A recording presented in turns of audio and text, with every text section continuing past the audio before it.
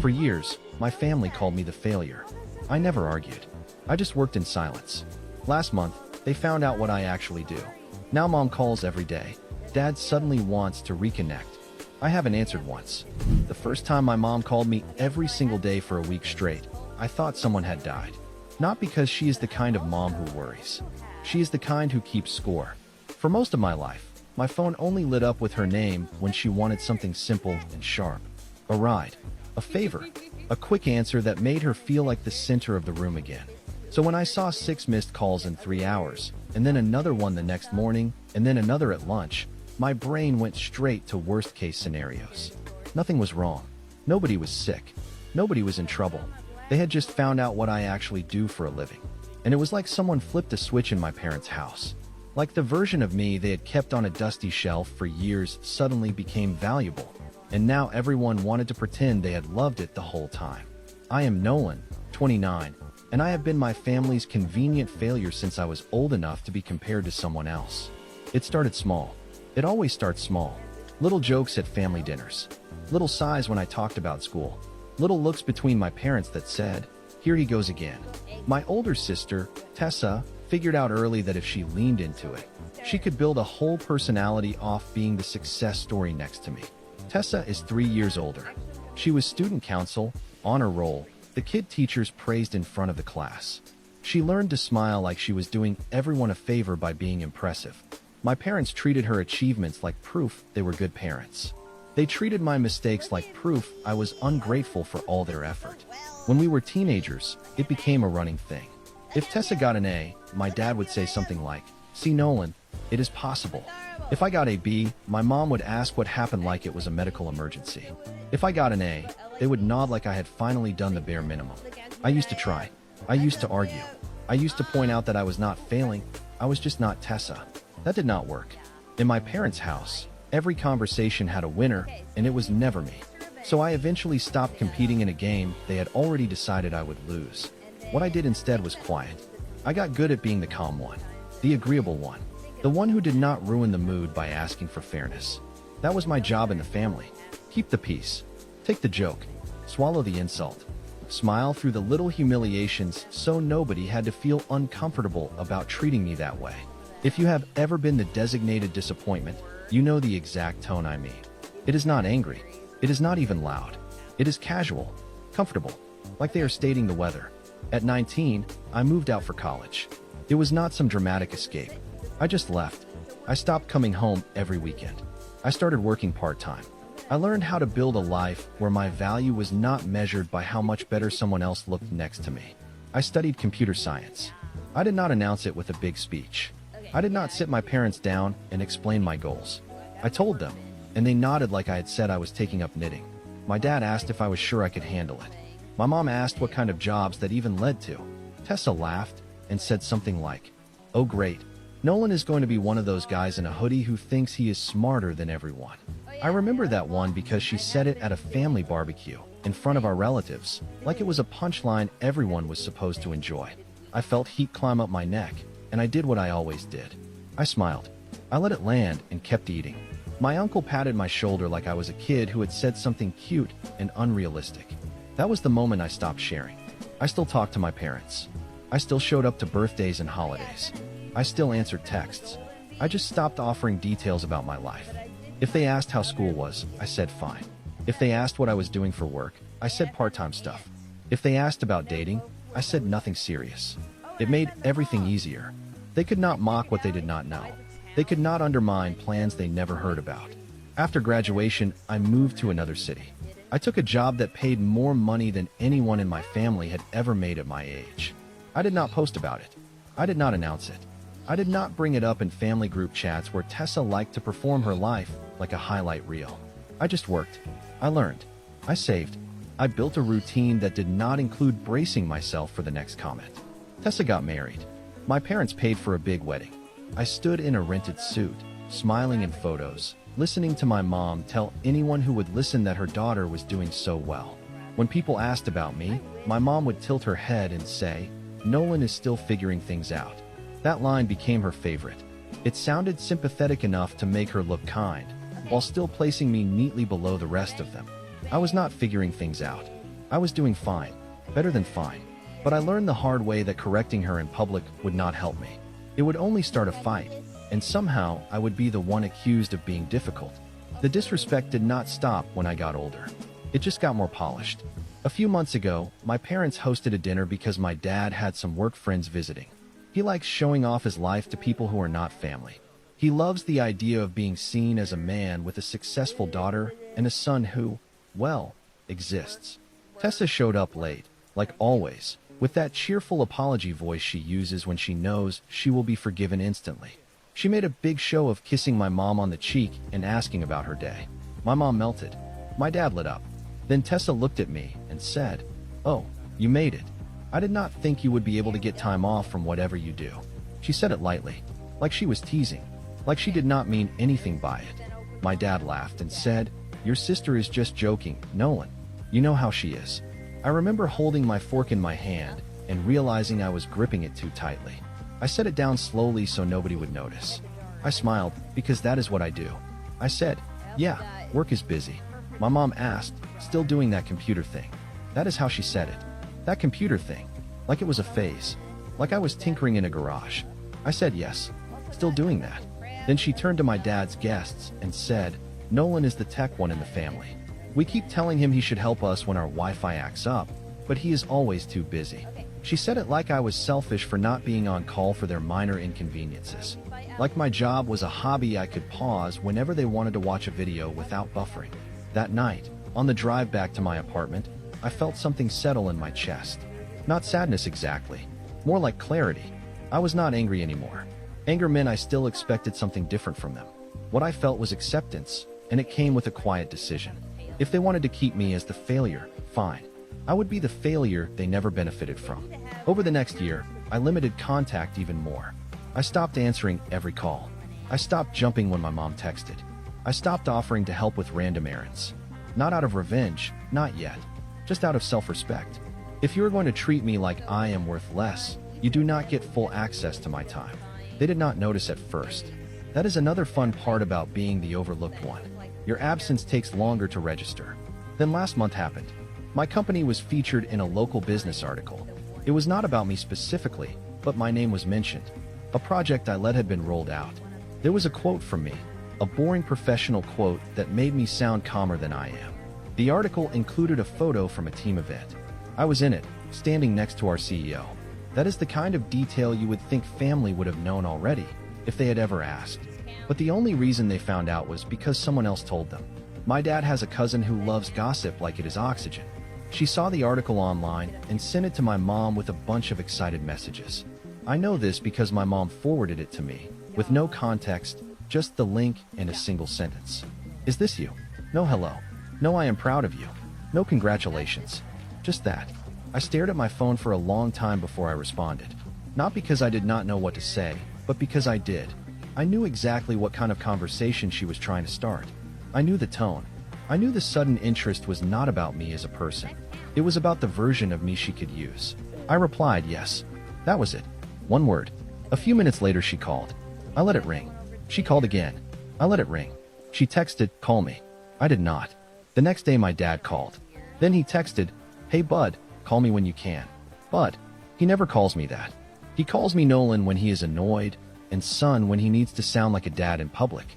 Over the next week, the calls came like clockwork. My mom in the morning, my dad in the evening.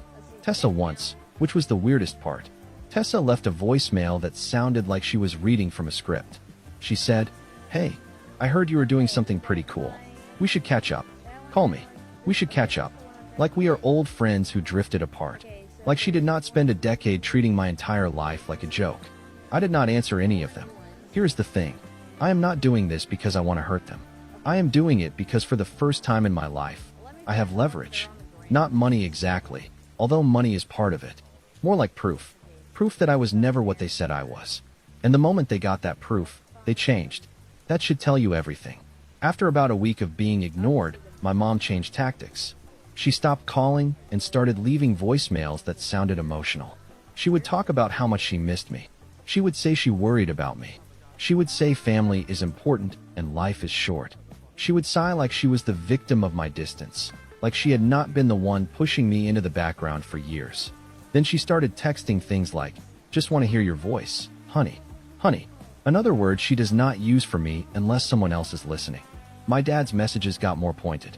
At first it was casual, then it turned into, "What is going on with you?" Then it turned into, "This is not how family treats each other." That one made me laugh out loud in my kitchen. Not because it was funny, but because it was so perfectly on brand. He did not ask if he had done something wrong. He did not ask what I needed. He went straight to rules. Family rules. The ones they only enforce when it benefits them. A few days later, I got a text from my mom that made my stomach drop in a way I had not felt in years. She wrote that she and my dad were going to stop by my place this weekend so we could talk. They do not have my address. I never gave it to them. I sat there staring at that message, rereading it like the words might change. My mind went through possibilities fast. Did Tessa find it? Did my mom dig through old paperwork? Did someone else give it to them? Then another text came in, right after the first. "Do not be difficult, Nolan. We just want to reconnect. Your father is really hurt." I set my phone down on the counter and just stood there for a minute, listening to the hum of my fridge, feeling my hands go cold. Because now it was not just calls. It was not just guilt. They were coming to my home. The one place in my life that felt completely mine. And I had a feeling, deep and certain, that they were not driving over there to congratulate me. They were driving over there to claim me. I picked up my phone again and saw the typing bubble appear, then disappear, then appear again. My mom was still there, still pushing. A final message came through. "And please be dressed nicely. We are bringing someone with us." I stared at that line until my eyes started to burn, trying to figure out who in the world she thought she could bring to my doorstep like this was a meeting I had agreed to. Then I heard my building's lobby door buzz downstairs, long and loud, the kind of buzz that means someone is leaning on it. And my phone started ringing again. The buzzing did not stop. It kept going in short, angry bursts, like whoever was downstairs did not understand how apartment buildings worked. I stood in the middle of my kitchen with my phone vibrating in my hand, my name flashing across the screen under my mom's contact photo. For a second, I considered ignoring it. Let them stand there. Let them feel what it is like to not be let in. Then the buzzer went off again, longer this time, and I imagined my elderly neighbor shuffling down the hallway to see what the noise was. That image tipped me over. I answered. I did not say hello. My mom jumped in immediately, breathless but controlled, like she had rehearsed this. She said they were downstairs, that the intercom was not working properly, that I needed to let them in. Her tone had that polite edge she uses in public, the one that sounds sweet until you hear the command underneath. I asked one question. "Who is with you?" There was a small pause, just enough to tell me she had hoped I would not ask. Then she said, "Your father's business associate. He is very interested in meeting you." Interested. My stomach tightened. My dad got on the phone next. His voice was louder, impatient. He said, "Do not make this awkward, Nolan. We are proud of you. We just want to talk about opportunities." Opportunities. That word made everything click into place. This was not a reconnection. This was not an emotional reunion. This was a transaction. I buzzed them in. Not because I was excited. Not because I felt guilty. Because I wanted to see how far they were willing to go. When I opened my apartment door, I saw them in a formation that felt almost staged. My mom in front, smiling too wide. My dad beside her, stiff but trying to look relaxed. And behind them, a man I had never seen before, wearing an expensive suit and carrying himself like he was stepping into a meeting, not someone's home. My mom looked around my apartment immediately, her eyes scanning the furniture, the artwork, the layout. I saw it happen in real time. The mental recalibration. The realization that I was not struggling in some tiny, chaotic space. The realization that this place looked stable, comfortable, intentional. She said, "This is very nice, Nolan. You never told us." I shrugged. "You never asked." The business associate introduced himself. I will call him Victor. He shook my hand firmly and said he had heard impressive things about me. My dad stood slightly behind him, nodding like he had personally engineered my success. We all sat down. I stayed standing for a moment longer than necessary, just to make it clear that this was my space. Victor started talking first. He said he and my father had been discussing digital expansion for their company. They were looking for someone with experience in scaling platforms. Someone who understood infrastructure. Someone with leadership credibility. Then he smiled at me like we were already partners. My dad cut in and said, "We were telling Victor how talented you are. We have always known you would do something big. Always known." I actually felt heat rise in my face at that. Not embarrassment, not pride, something closer to disbelief. I asked them a simple question. "When did you always know?" My mom laughed lightly and said, "Do not be dramatic." Dramatic. Victor kept speaking, oblivious to the undercurrent in the room. He outlined a vague proposal. They wanted me to consult, maybe take a leadership role, help modernize operations. He mentioned equity. He mentioned future growth. He mentioned how meaningful it would be to build something with family. That word again. Family. My dad leaned forward and said this is the kind of thing sons and fathers are supposed to do together. He said it like we had spent years building toward this moment, like I had been waiting for his approval instead of learning to live without it. I asked what my role would be exactly. Victor answered with business language. Strategy, vision, technical direction. My dad answered with something else entirely. He said, "You can finally prove to everyone what you are capable of." Finally, there it was. The same script. The same implication that I was still unproven. Still chasing legitimacy. Even now, I told them I was not interested. Silence. Not the polite kind. The kind that shifts the air in a room. My mom blinked rapidly and said, "You have not even heard the full offer." I said I had heard enough. Victor tried to recover it. He said we should at least discuss numbers. My dad's jaw tightened. He said, "Do not embarrass us." Embarrass us. I looked at him and realized something quietly devastating. He did not care whether this was good for me. He cared about how it looked. He cared that he had walked into a room with a successful son, and now that son was not performing on cue. My mom shifted tactics. She leaned forward and softened her voice. She said, "Nolan, we have supported you your whole life. It would mean a lot to your father." Supported me. I felt something snap, but it was not loud. It was clean. I started listing things calmly. The jokes, the comparisons, the way they told relatives I was still figuring things out, the way they never once asked about my projects unless someone else brought them up first, the way every achievement of mine was treated like a pleasant surprise instead of something they believed in. My mom's face changed as I spoke. Not to guilt, to annoyance. She said, "You are rewriting history." My dad said this is not the time for grudges. Victor looked deeply uncomfortable. Then Tessa's name came up, because of course it did. My mom said we have always supported both our children equally. Equally. I asked who paid for Tessa's down payment on her house. My mom froze. I asked who paid for her wedding. My dad shifted in his seat. I asked who co-signed her car loan. My mom said that was different. Different. I asked what you paid for me. There was a long pause. My dad finally said, "You never asked." That was the moment. The sentence that changed something fundamental in me. You never asked. As if support is only given to the child who demands it. As if love is a resource allocated to the loudest voice. I realized in that second that they genuinely believed the narrative they had built. That I was independent by choice. That I did not need help. That I was fine being the overlooked one. They had mistaken my silence for strength they did not have to invest in. Victor stood up awkwardly and said perhaps this was not the right time. He shook my hand again and left, looking like he had just witnessed a family argument he never signed up for. The door closed behind him, and then the masks dropped. My dad's voice got sharp. He said I was being ungrateful. He said I was holding on to childhood issues like a teenager. He said this was a business opportunity, and I was too emotional to see it. My mom's eyes filled with tears, but they did not look natural. They looked strategic. She said she could not believe I would humiliate your father like that in front of someone important. Humiliate. I told them this was my home, and they had shown up uninvited with a pitch meeting disguised as a family visit. My dad stood up and said, "Do not forget where you came from." That line hung in the air between us. Do not forget where you came from. Like my success was borrowed. Like my independence was conditional. Like I owed them a return on investment they never actually made. And then my mom said something that made my hands start shaking. She said, "If you think you built all this by yourself, you are delusional. Everything you were started with us. Everything you were started with us." I looked around my apartment again. The desk where I had spent nights teaching myself things nobody explained to me. The whiteboard covered in ideas.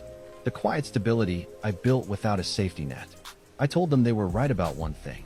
Everything I am did start with them. It started with being underestimated. It started with being compared. It started with learning to survive without validation. And it ends with me not needing their approval.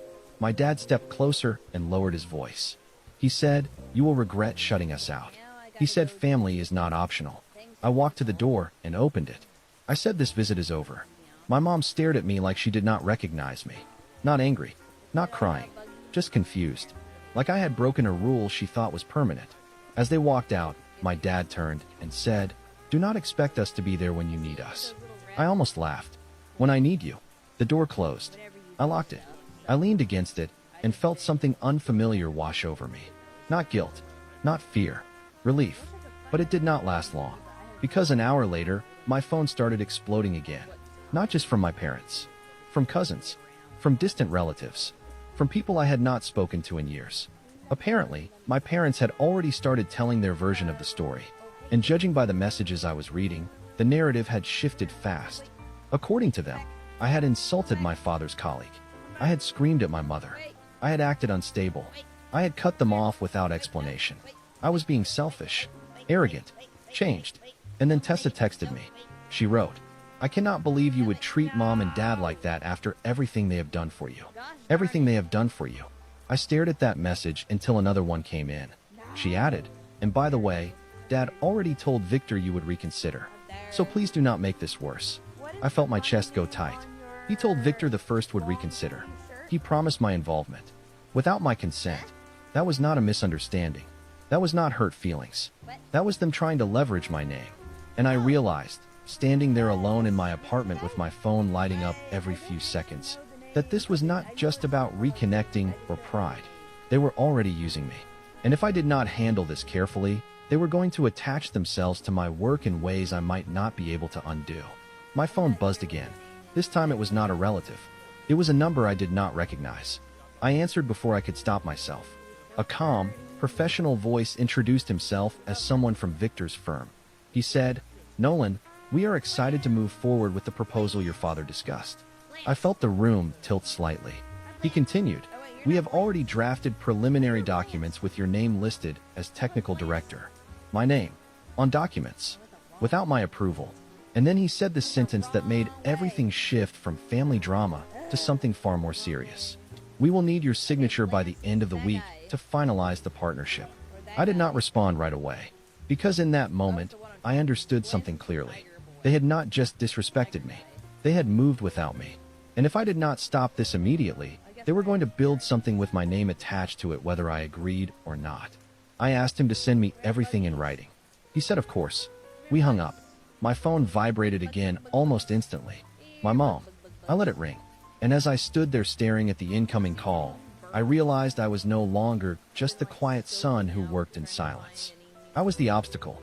And my family had never handled obstacles very well. I did not sleep that night. I sat at my kitchen table with my laptop open, waiting for the email from Victor's firm like it was a medical test result. When it finally came through, it was worse than I expected. Draft agreements. My name listed as incoming technical director. Language about strategic partnership and shared growth. Timelines. Milestones. They had not just floated an idea. They had operationalized it. And my father had apparently spoken with enough confidence that nobody thought to verify with me first. I forwarded the entire thread to a lawyer I had worked with once through my company. I kept the message simple. I did not dramatize it. I did not vent. I just asked what my exposure was and how to shut this down cleanly. Then I turned my phone off. The next morning, I turned it back on to what looked like a digital riot. Family group chat messages stacked on top of each other. Cousins speculating. An aunt saying I needed to apologize. My dad had clearly told everyone some version of events that painted him as blindsided and disrespected. I did not respond to any of it. Instead, I went to work. And for the first time in years, work did not feel like a refuge. It felt fragile. I kept thinking about my name on those documents. About my father throwing it around in rooms I was not in. About what could happen if he kept doing that. Around noon, my manager called me into a conference room. Not casually. Not with a smile. He closed the door and said someone had reached out claiming to be representing a joint initiative involving me. I felt my throat tighten. Apparently, Victor had already mentioned my involvement to someone in our industry. It had made its way back to my company through polite professional channels. My manager was not accusing me of anything, but he was clearly confused. He asked if I was planning to leave, if I was negotiating something on the side, if there was a conflict of interest. That was the first moment I truly felt the floor drop out from under me. Everything I had built quietly, carefully, without fanfare, was suddenly being dragged into a family power play I never agreed to. I explained as calmly as I could. I told him I had not signed anything. I told him I had explicitly declined. I told him this was a misunderstanding that I was in the process of resolving. He listened, but I could see the calculation behind his eyes. In tech, reputation is currency. Even the hint of divided loyalty can change how people look at you. He said he trusted me. He said to handle it quickly. That word echoed in my head the rest of the day. Quickly. When I got home, there was a certified letter taped to my door. My heart actually skipped. It was not legal action. It was something almost worse.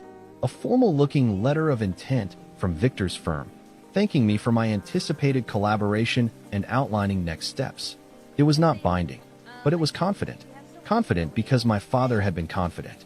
I went inside and sat on my couch and stared at the wall for a long time.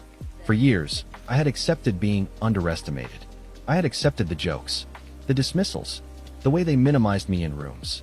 I had convinced myself it did not matter because I was building something separate from them. But this was different. This was them stepping into my life without permission and trying to rebrand me as an extension of my father's ambition. I called my lawyer. He told me to respond formally, to document everything, to send a written refusal, and to make it clear that any further representation of my involvement would be considered misrepresentation. He also asked a question that lingered after we hung up. He said, "Are you prepared for this to escalate?" I did not answer right away, because escalation in my family does not look like shouting. It looks like pressure. It looks like guilt. It looks like social leverage. And right on cue, my mom showed up at my office the next afternoon. Not in the lobby, in the reception area. She had asked for me by name. When I walked out and saw her standing there with that tight smile, I felt something close to embarrassment. Not because of her clothes or her presence, but because my private world had just been breached again. She hugged me like we were in a movie scene. She said she just wanted to talk. She said this had all gotten out of hand. We stepped outside. Her tone shifted immediately. She said I was overreacting, that my father was only trying to include me, that I was being prideful, that this could be good for everyone. Everyone. I told her I had already declined, that they had no right to use my name. She looked genuinely offended and said, "Your father built that business from nothing.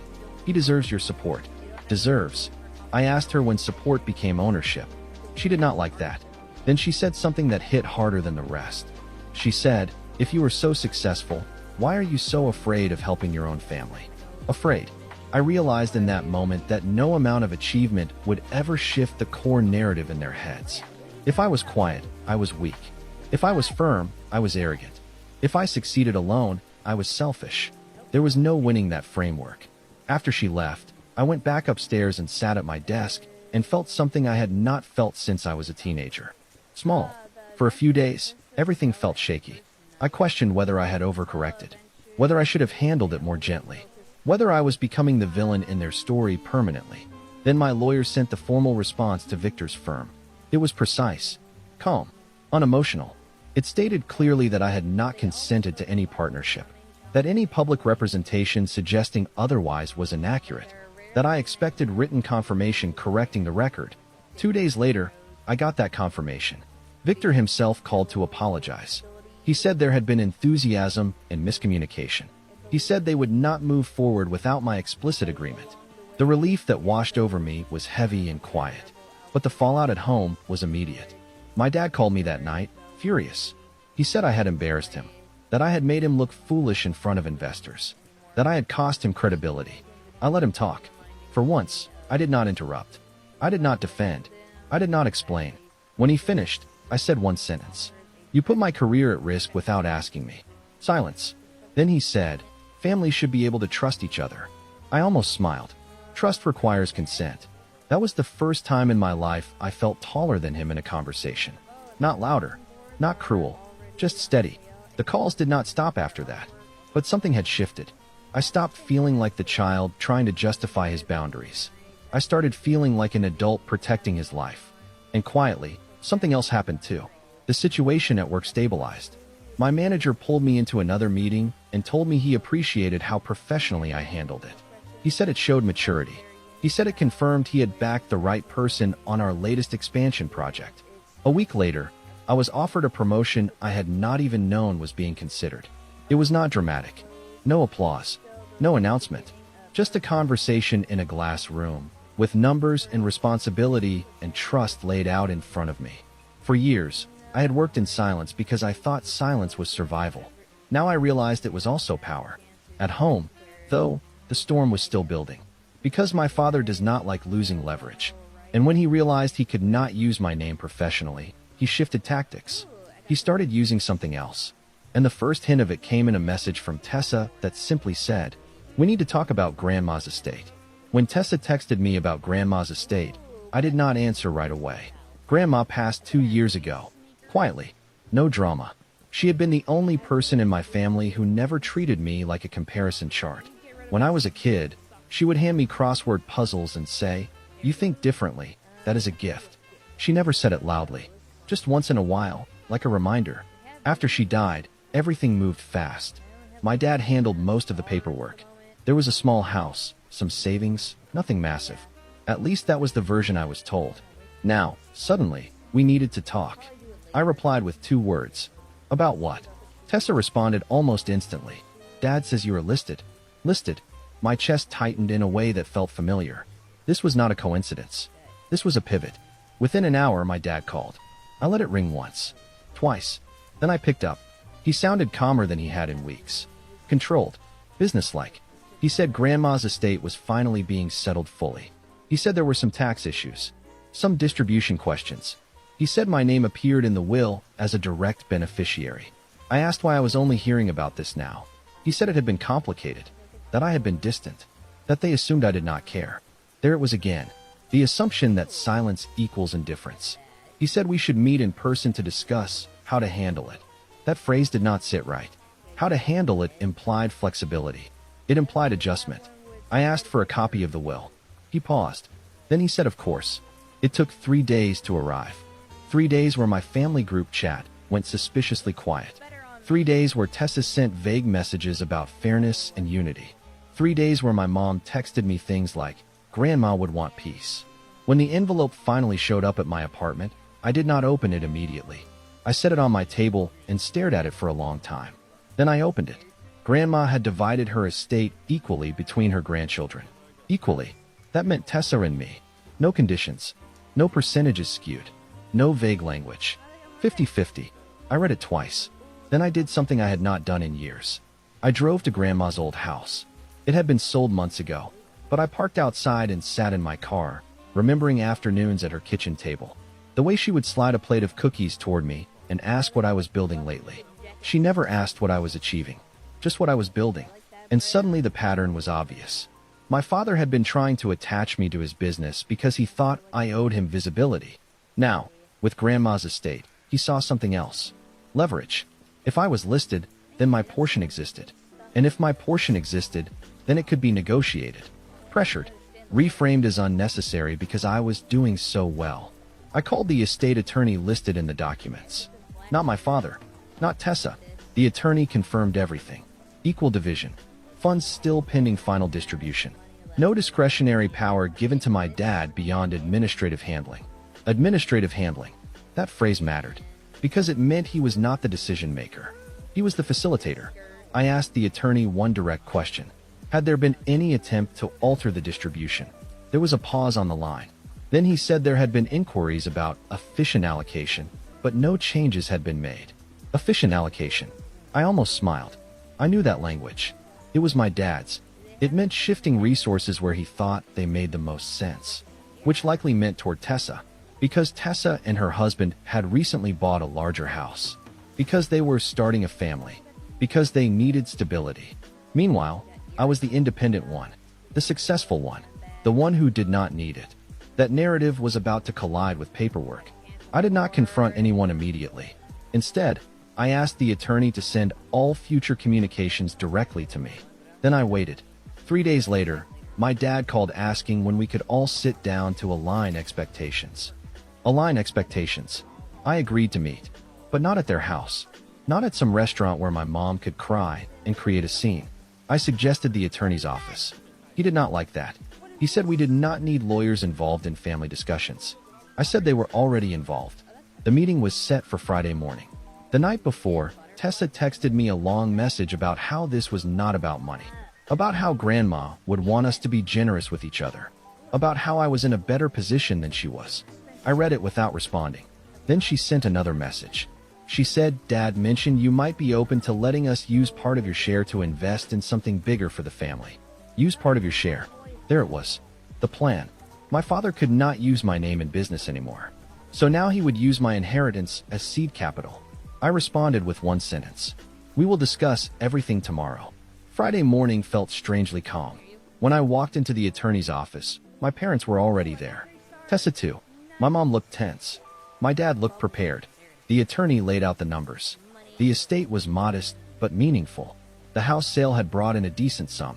After taxes and fees, the division was clear. Half to Tessa, half to me. My dad cleared his throat and began speaking before the attorney finished. He said, as a family, we should consider reinvesting the funds into something that benefits everyone long term. He talked about growth, about unity, about honoring Grandma's legacy by keeping wealth within the family structure. It was almost impressive. He never once said, "Give me your half." He framed it as responsibility. The attorney asked me directly if I had any questions. I did. I asked if the distribution could be executed immediately upon my written request. The attorney said yes. I saw my dad's jaw tighten. Tessa jumped in quickly. She said we should not rush, that we needed to think about the bigger picture. I looked at her and asked what the bigger picture was. She hesitated. Then she said, "Dad has plans." Plans. Not Grandma's plans. Dad's. I leaned back in my chair and felt something settle into place. For years, I had reacted to their narratives. Defended myself. Explained myself. Withdrew quietly. This time, I was not reacting. I was observing. My father's strategy was simple. If he could not attach me to his company publicly, he would tie me to it financially. If my inheritance became an investment vehicle, then my success would feed into his control again. I thanked the attorney for clarifying everything. Then I said I would be requesting my full distribution. Immediately, my mom's eyes widened. My dad's voice went cold. He asked if I did not trust him. Trust. The word felt almost tired at this point. I said this was not about trust. It was about autonomy. The meeting ended stiffly. Outside in the parking lot, my dad caught up to me. He said if I walked away with that money instead of reinvesting it in the family, I would be proving exactly what everyone already suspected about me. Selfish, arrogant, ungrateful. I let him finish. Then I told him something I had not said out loud before. I said I was done being the family's resource. His face changed, not to anger, to calculation. And that is when I knew this was not over. Because my father does not give up control easily. And if I was removing myself financially, he would find another pressure point. As I got into my car, my phone buzzed. It was a notification from the estate attorney. Subject line: urgent update regarding distribution timing. I opened it, and my stomach dropped, because apparently, someone had already submitted a proposal to delay the payout pending further review. And the request did not come from me. The email from the estate attorney did not use dramatic language. That is what made it feel worse. It said a request had been submitted to pause distribution pending further review of beneficiary intentions and administrative concerns. It said the request was filed by the estate administrator. My father. He had not just tried to persuade me. He had tried to stall me. He had tried to put his hands on the process again, because if he could not control the outcome, he would at least control the timeline. I sat in my car for a full minute, engine off, hands on the steering wheel, trying to decide what I was actually feeling. It was not panic. It was not shock. It was more like the last piece of a puzzle clicking into place. This is who he is, I thought. This is what he does when he cannot win with charm. I called the attorney immediately and asked what further review actually meant. He was careful with his words, the way lawyers are when they are trying not to accuse someone while still telling you the truth. He said the administrator had raised concerns that I might mismanage my distribution and that it could be more prudent to place my share into a family-controlled vehicle. He said, gently, that this was not a standard request. I asked if the administrator had any legal authority to do that. The attorney said he could request, but he could not unilaterally decide. However, if he kept filing objections, he could delay things. Not forever, but long enough to create pressure. Pressure was the whole point. I asked what my options were.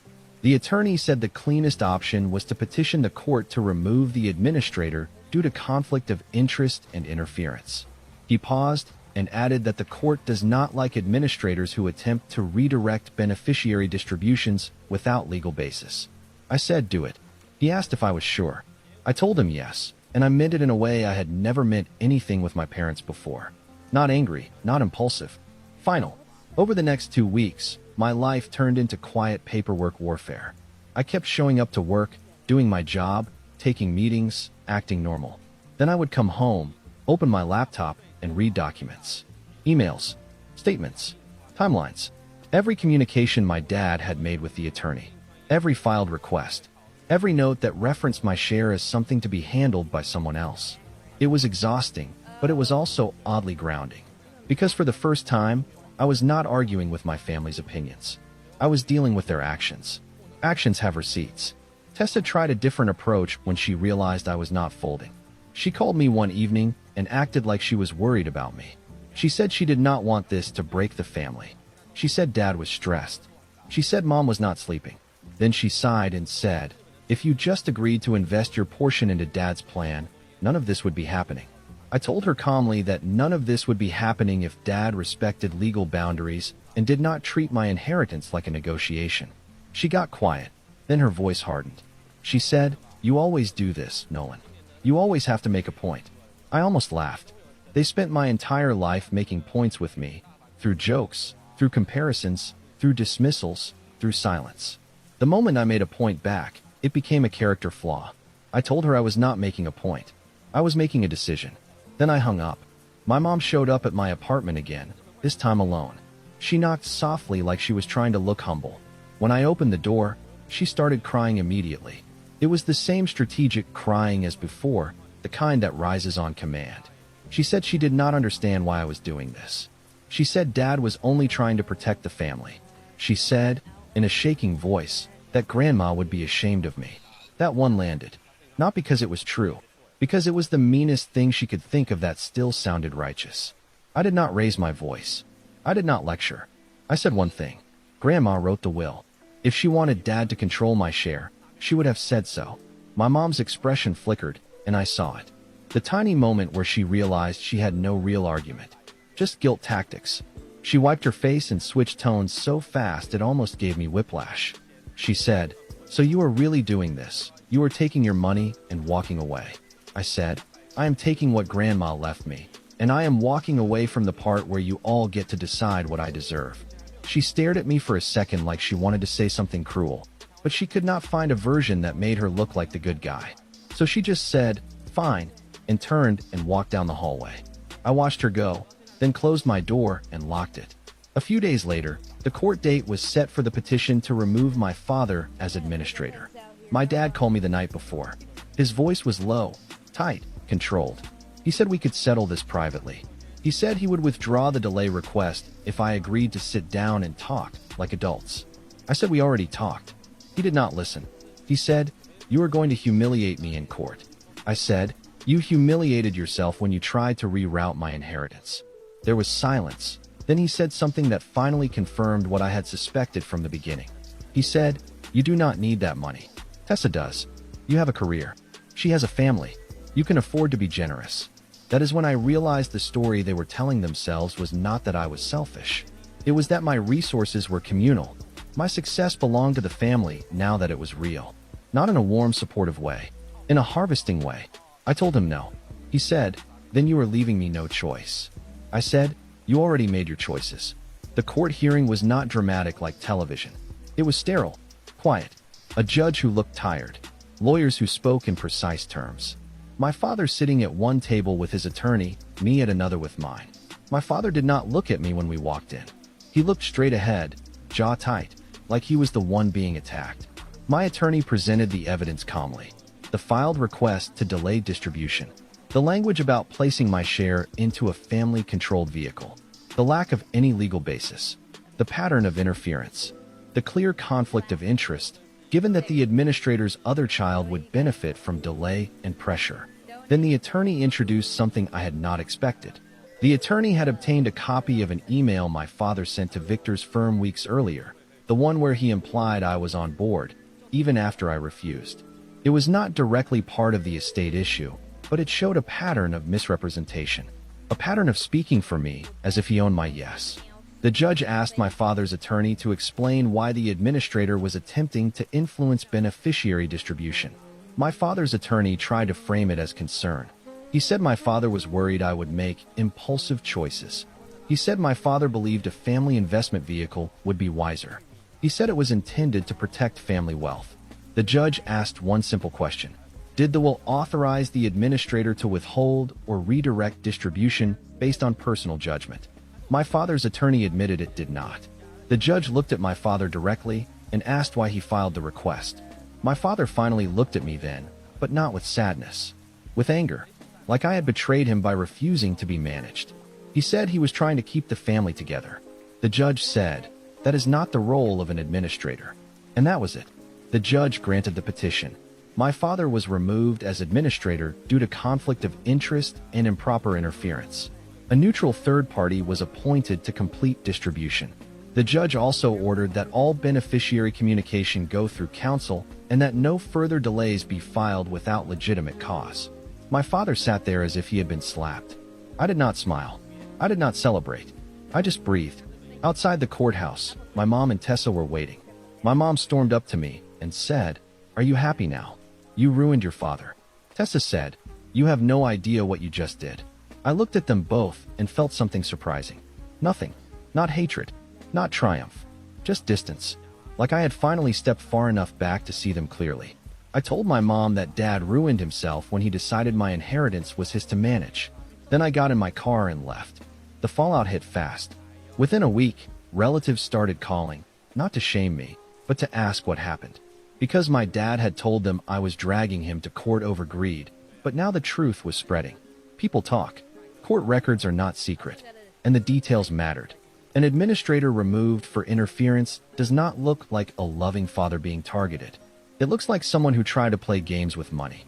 Then Victor's firm called me again. This time, Victor sounded different. Less friendly. More cautious.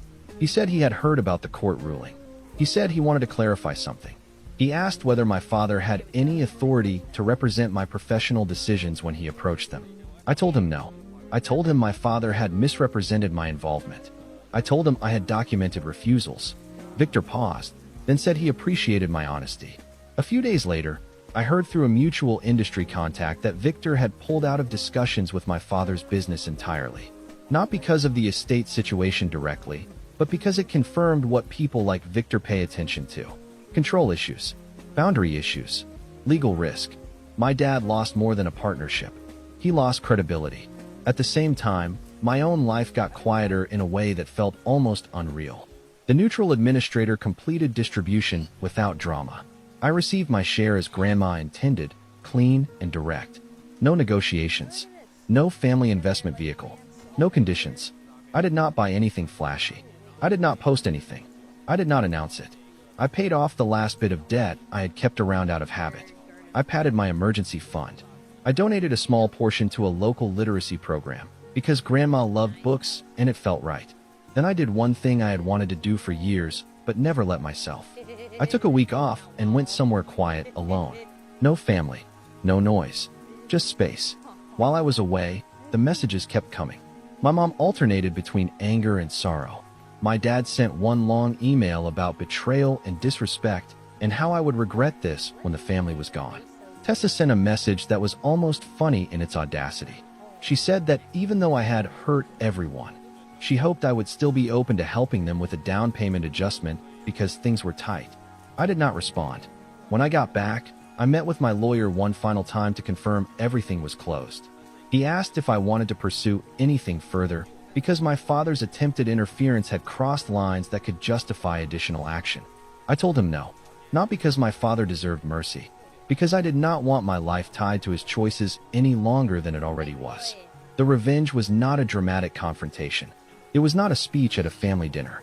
It was not me exposing him in front of everyone with a perfectly timed line. It was something my family never understood. I stopped playing the role they wrote for me. I let the paperwork speak. I let a judge, a neutral stranger with no emotional baggage, look at what my father did and call it what it was. Improper. Self-serving. Not allowed. A month later, my mom called again, softer this time, like she was trying on a new strategy. She said she missed me. She said Dad was having a hard time. She said, in that careful voice, that maybe we could meet and start fresh. I told her I wished her well, but I was not interested in starting fresh with people who only value me when they can profit from me. She cried again. This time it sounded more real. But real tears do not rewrite real history. I ended the call kindly, and then I blocked the number. My dad's number was already blocked. Tessa's too. I did not do it out of anger. I did it the same way I did everything else.